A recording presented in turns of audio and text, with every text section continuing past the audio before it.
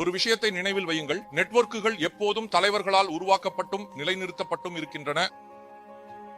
என்னிடம் பலர் வந்து சொல்கிறார்கள், நான் 500 பேருடன் ஒரு நெட்வொர்க்கை உருவாக்கினேன், ஆனால் வேலை செய்கிறவர்கள் 5 பேர் தான். அப்பொழுது நான் அவர்களுக்கு இதையே சொல்கிறேன். என் பயிற்சி நிகழ்ச்சியில் ஒரு விஷயம் சொல்லப்படுகிறது. அது என்னவென்றால், நெட்வொர்க்குகள் தலைவர்களால் உருவாக்கப்பட்டும் நிலைநிறுத்தப்பட்டும் இருக்கின்றன. நீங்கள் அதை உருவாக்கி விட்டீர்கள் என்று நான் சொன்னேன், ஆனால் அதை நீண்ட காலம் நிலைநிறுத்த முடியவில்லை. ஏனெனில் எவரையும் நம்முடைய வணிகத்திற்குள் கொண்டு வருவது அது முதல் படி மட்டுமே. உண்மையான வேலை அதுக்கு பிறகுதான் தொடங்குகிறது.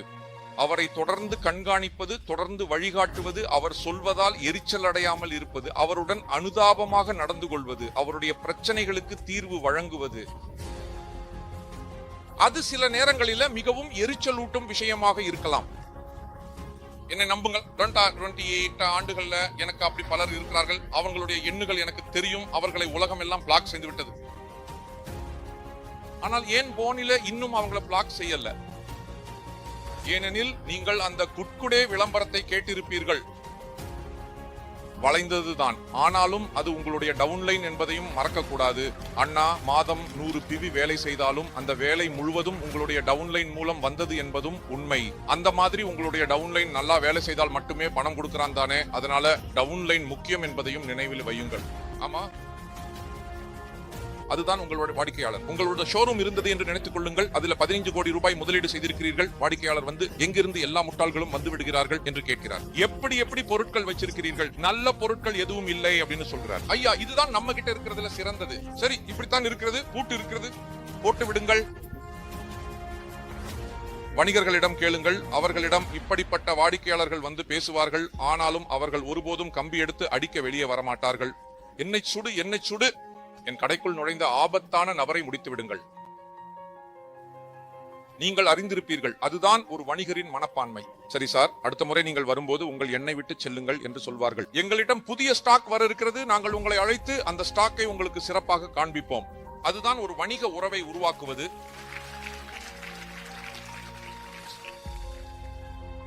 அதனால நெட்வொர்க் உருவாக்குவது ஒரு வேலை, அந்த நெட்வொர்க்கை நிலைநிறுத்துவது இன்னொரு வேலை. நல்ல நெட்வொர்க் உருவாக்க முடியும், ஆனால் அதை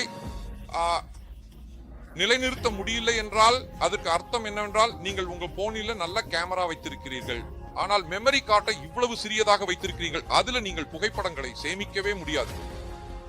அப்படி என்றால் நீங்கள் என்ன செய்ய விரும்புகிறீர்கள்? அப்கிரேட் செய்யலாமா? என்ன செய்ய வேண்டும்?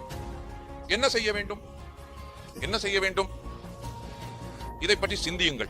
உங்கள் நெட்வொர்க் உருவாகி வருகிறது, ஆனால் அது ஓடவில்லை என்றால் நீங்கள் நெட்வொர்க் நன்றாக உருவாக்குகிறீர்கள், ஆனால் அதை நிலைநிறுத்தவில்லை.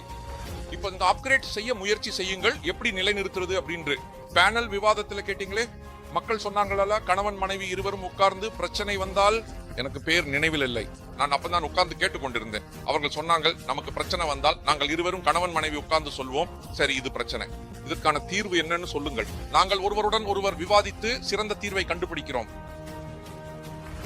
அவர்களும் அப்படியே நினைக்கிறார்கள். அதனால நீங்கள் என்ன செய்ய வேண்டும்? நீங்களும் யோசிக்க வேண்டும். நெட்வொர்க் மூடிக்கொண்டிருக்கிறது, நிலைநிறுத்த முடியவில்லை என்று. நிலைநிறுத்துவதற்காக நான் என்ன செய்ய வேண்டும்? ஏனெனில் எந்த ஒரு தலைவருக்குள்ளும் மிக முக்கியமான காரணி என்ன? அதுதான் தலைவரின் தலைமைத்துவம். இதை கவனத்தில் கொள்ளுங்கள். நான் எப்போதும் ஒரு விஷயம் சொல்கிறேன், கடந்த 20 ஆண்டுகளாக வேஸ்டேஜில சொல்கிறேன். நீங்கள் நினைத்தால் நம்முடைய வியாபாரம் பொருட்கள் விற்கும் வியாபாரம் என்று உங்கள் எண்ணம் தவறு. நீங்கள் நினைத்தால் நம்மளுடைய வியாபாரம் மக்களை டிஸ்ட்ரிபியூட்டர் அல்லது உறுப்பினராக மாற்றும் வியாபாரம் என்று உங்கள் எண்ணம் தவறு. நம்முடைய வியாபாரம் ஒரே ஒரு விஷயத்தின் வியாபாரம், அதையே தலைமைத்துவ வியாபாரம் என்று சொல்கிறோம். நீங்கள் உங்களை ஒரு தலைவராக மாற்றிக்கொள்ளவில்லை, உங்களை மேம்படுத்திக் கொள்ளவில்லை என்றால் வேஸ்டேஜில் மட்டும் அல்ல, எந்த வியாபாரத்திலும் வாழ்க்கையில் நீங்கள் வெற்றி பெற முடியாது.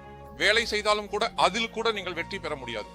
எந்த வியாபாரத்திலும், ஒரு தொழிற்சாலை தொடங்கினாலும் கூட அதில் கூட நீங்கள் வெற்றி பெற முடியாது. ஏன் என்றால் உங்களிடம் தலைமைத்துவத்தின் அடிப்படை தகுதிகள் இல்லை. எனக்கு இன்னொரு பயிற்சி திட்டம் உள்ளது. அது புதிய நெட்வொர்க் எப்படி உருவாக்குவது என்பதாகும். நான் ஒன்று சொல்கிறேன், ஒருவர் உங்களிடமிருந்து ஒரு பொருளை வாங்குகிறாரா இல்லையா, யாராவது உங்களுடன் இணைகிறாரா இல்லையா என்பது நீங்கள் அவரை எவ்வளவு கவர்ந்தீர்கள் என்பதை பொறுத்தது. சரிதானே? அந்த பாதிப்பை எப்படி ஏற்படுத்த போகிறீர்கள்? ஹலோ சார், தயவு செய்து பொருள் வாங்கிக் கொள்ளுங்கள், தயவு செய்து சேர்ந்து கொள்ளுங்கள், தொடர்ந்து 100 பிவி தொடர்ச்சியாக செய்யுங்கள். செய்வாரா? ஏன்?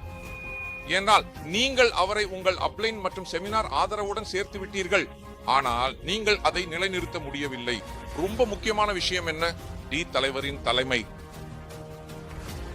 உங்களை ஒரு தலைவராக மாற்றிக் கொள்ளுங்கள். தொடர்ந்து மேம்படுத்திக் கொள்ளுங்கள். நீங்கள் எப்படி உடை அணிகிறீர்கள், எப்படி பேசுகிறீர்கள், நீங்கள் எந்த வார்த்தைகளை பயன்படுத்துகிறீர்கள் என்பதெல்லாம் முக்கியம். மிகவும் முக்கியமான விஷயம் என்னன்னா, உங்க கதை என்ன? யாராவது ஒருத்தர் உங்களோட சேர்வாரா, உங்களிடம் தயாரிப்பை வாங்குவாரா என்பதை நீங்கள் அவரை எவ்வளவு பாதிப்பீர்கள் என்பதுதான் தீர்மானிக்கிறது. நீங்கள் யாரிடமாவது நீங்கள் எங்களுடன் சேர்ந்து பாருங்கள், நான் உங்களை நீலேஷ் ஜி மற்றும் தீபக் ஜியை சந்திக்க வைக்கிறேன் என்று சொல்கிறீர்கள் என்றால் அவர்களின் சராசரி வருமானம் 40 லட்சம் ரூபாய்க்கு அருகில் தான். மெர்சிடிஸ் காரும் இருக்கிறது, லோனாவலாவில் வீடும் இருக்கிறது. ஆனாலும் அவர் சேர தயாராக இல்லை. ஏனெனில் நீங்கள் 40 லட்சம் ரூபாயை மட்டும் காட்டுகிறீர்கள். ஆனால் அவருக்கு தெரிகிறது வெறும் 4000 ரூபாய் தான். அதனால் குறைபாடு திட்டத்தில் இல்லை. குறைபாடு எதில் இருக்கிறது? நீங்கள் சொல்வது எப்படி என்பதில்தான். நான் எப்போதும் சொல்வது ஒன்று, உண்மையில் உங்கள் கதை என்ன?